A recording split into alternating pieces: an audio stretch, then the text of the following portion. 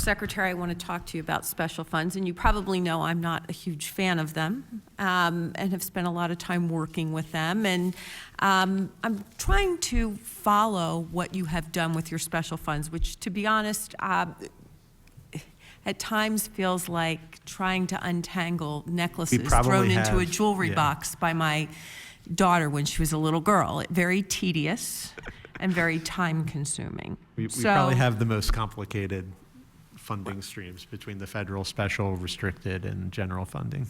Well, and these are particularly with regard to our state special funds. And I'm having a difficulty understanding exactly what you've done with them and where they've come from. So in June, there was about $24 million of planned special fund offsets in the 2019-2020 budget. Yes.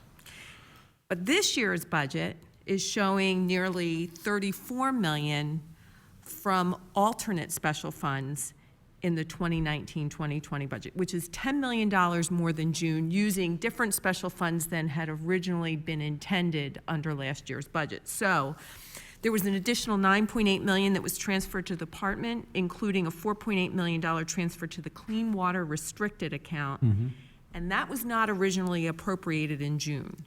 So can you tell me, what are these funds being used for? Are these one-time expenditures? If they're not, is there funding provided in this budget to fund these initiatives? Sure.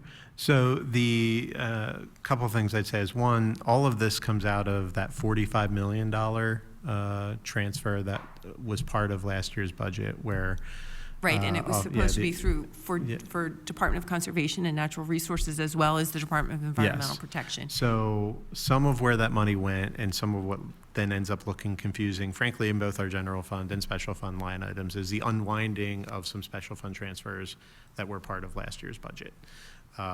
Because it's not actually that you undid the transfer, you replaced the money. So we have transfers out, transfers in from these other sources. So that is some of what you are seeing there. On the Clean Water Fund itself, those have been one-time expenditures actually related to PFAS in particular, and some particular technologies and cleanups related to those. So those were one-time expenditures.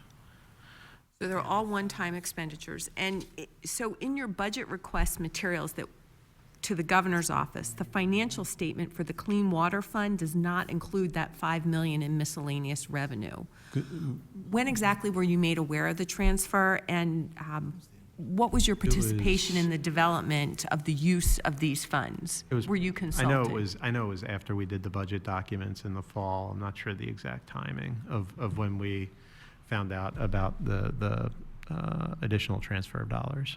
Okay. And this is a one-time transfer? Yes. Yes. And so could you discuss the use of these additional funds? So again, the 4.8 was specifically for PFAS treatment systems around some of the communities in Southeast that have been impacted.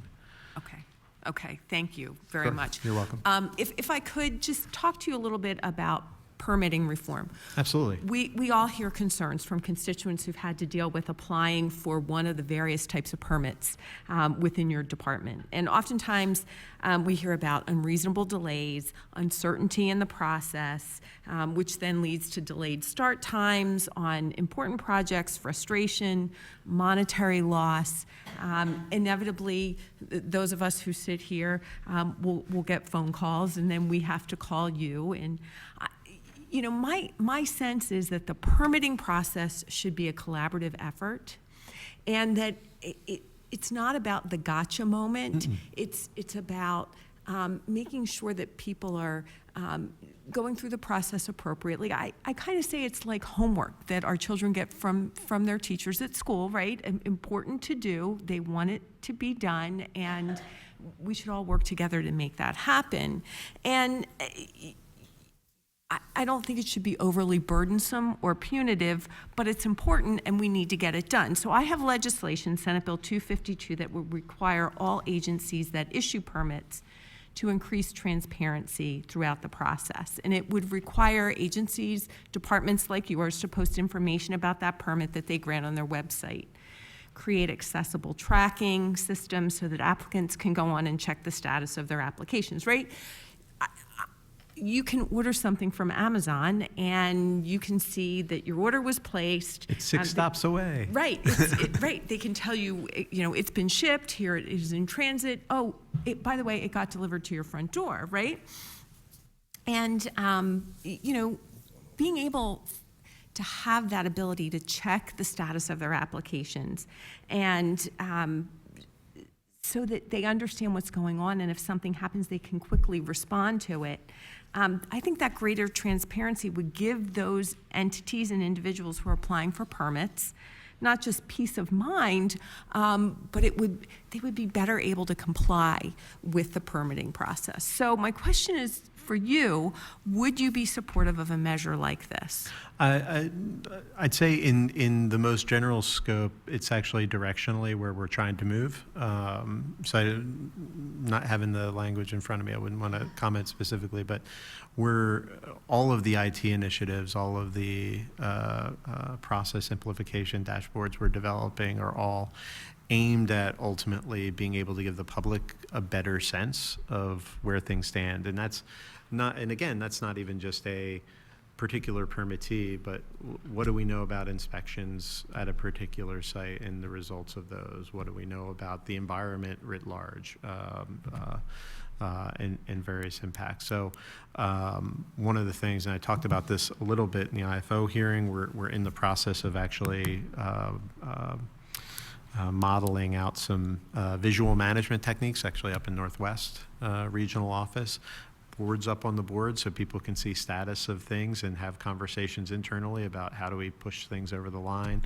We've already seen, and there was some not great information in the budget book that we corrected, where we've gone from over 8,000 permits in backlog to 1,000 permits to I forget what the number in the book is, but sitting here today, it's around 450 permits that are backlogged, and there's a variety of reasons for that.